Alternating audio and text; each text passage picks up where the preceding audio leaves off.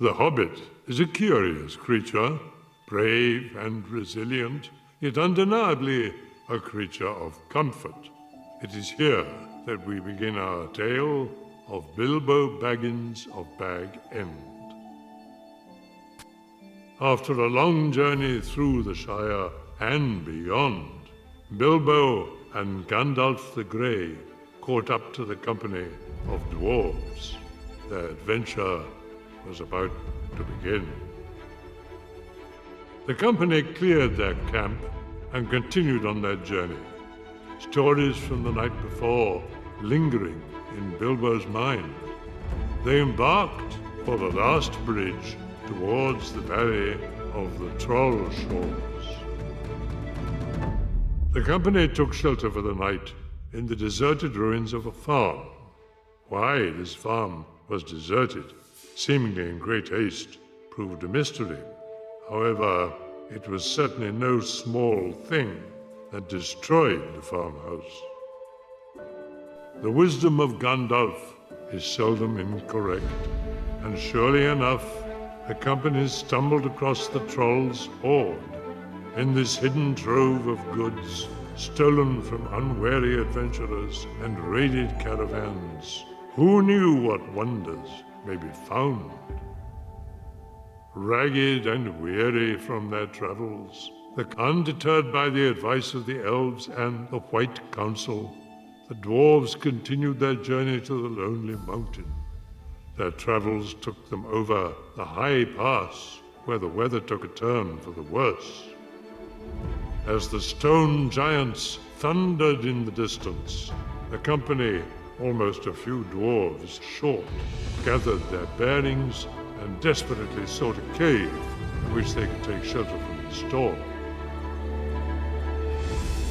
Drenched and exhausted, the company stumbled across the entrance to a large, empty cave. It seemed luck had granted them an ideal place to wait out the storm. However, all was not as it seemed. As they trod through the forest, a sense of foreboding fell over the company. They were not alone. Had something followed them from the Goblin Kingdom? Or was it perhaps some other, even greater threat? Continuing their journey, an ill feeling befell the company that they were being watched, and this time not by Azog and his army of warg riders. Seeking shelter for the night, Gandalf led the company to a nearby location he deemed safe. However, the residents of this place was far from accommodating. The elven gates of Mirkwood stood before the party. Their journey would bring them through this corrupted, though once great, forest. Only a single path would carry them safely to the other side. They could not stray. Infiltrating the halls of the elves is a risky business, but Bilbo was left with no choice. He would need all of his newfound courage to rescue his companions from Thranduil and the elves. Smuggled into Lake Town unarmed, the company found themselves in need of equipment and supplies following their capture by the elves.